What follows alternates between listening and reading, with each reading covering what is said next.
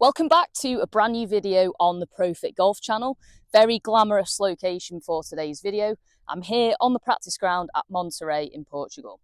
And today we're going to talk about a topic that a few people have asked questions about and requested a video on, and that is the collapsing of your lead arm. So a really frustrating thing for a lot of players when we're seeing this bend here of the lead arm and not getting that width through the backswing. So let's have a look at a little exercise you can do to help you improve that. So let's have a little look at what we mean by that lead arm collapsing. So if I take my setup, when I take my backswing position, we see a lot of players who are getting this position here. So quite bent with the lead arm. So for me, left hand as a right-handed golfer, and we're not getting that width and this straight arm here through the backswing position. And what that enables you to do is obviously create a bit more width, a bit more speed, but also be able to hold your angles in the backswing better. So if you're getting into this position here, you're very restricted and very narrow as to how you can then come through to the ball and impact. So there may be a couple of reasons why we see this issue.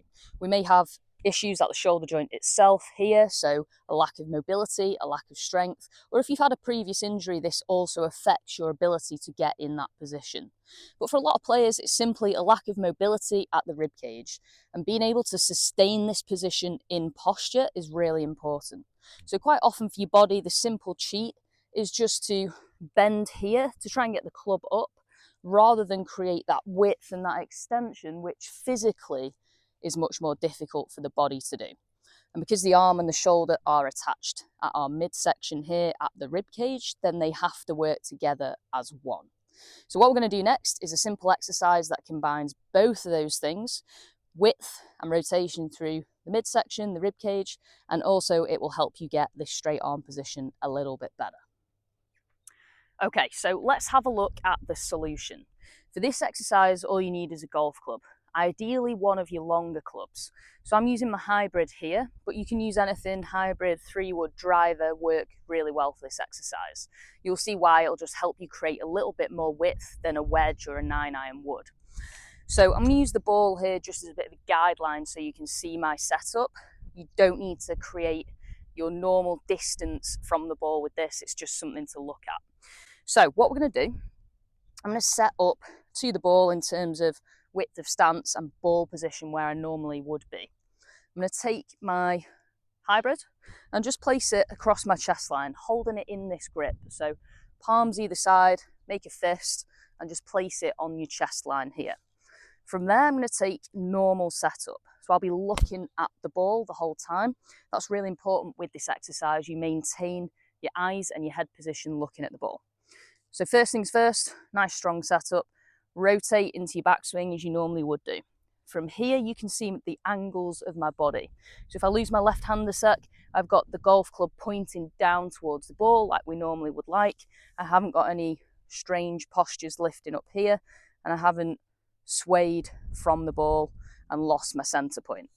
So set up, club across chest, rotate.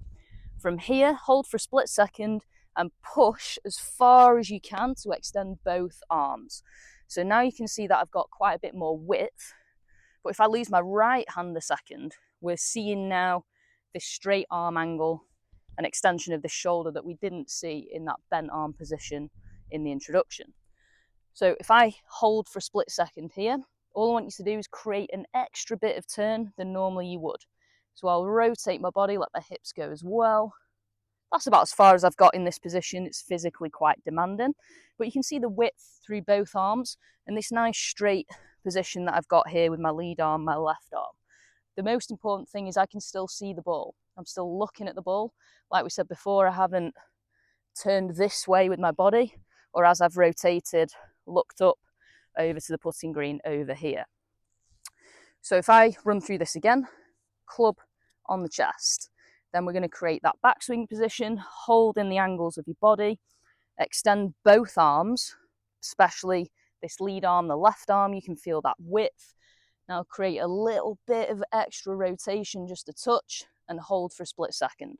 So get used to holding this position here for 5 to 10 seconds at a time. It's quite demanding on the core, you can feel the workload. Now this right hand here, or my right arm, we know that this is not in a natural golf swing position. If I take my grip, I would be more into this position here. So don't worry about the right arm too much. It's the width that you want off that left arm that's important. One thing I do want to stress with this is when you're taking your swing and when you're practicing, you don't need to be rigid straight with this arm. There has to be an element of fluidity and relaxation to your golf swing in order for you to hit good golf shots on a consistent basis.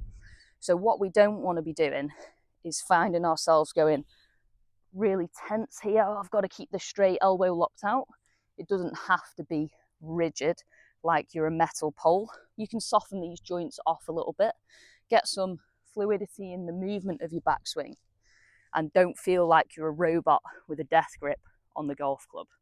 So just to recap this exercise, we're going to set up to the golf ball, take a nice wide grip on the golf club and place it along the chest line.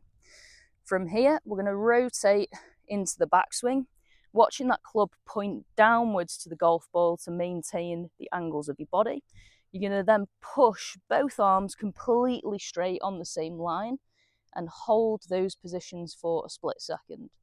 From there, we're going to create that extra little bit of rotation, making sure you can keep your eyes looking at the golf ball and your head in a natural position. Holding this for around 5 to 10 seconds and then rest. Bring the club back to the chest and return to the start position. So there we go, simple exercise to help you gain a bit more width in the backswing and also help you straighten out that lead arm in a better position. I'd aim for about 10 to 15 reps at a time of this exercise. It's quite physically demanding, so you'll want to have a little bit of rest in between the reps as well. Really easy to practice at home or here on the driving range. As you can see, you can use it as a little warm-up next time you practice. If you enjoyed this video, don't forget to hit the thumbs up button, subscribe so you can see all the content on various exercises and different topics that I've covered on the golf swing, and don't forget to come back next time and watch the newest video here on the Pro Fit Golf channel. See you then.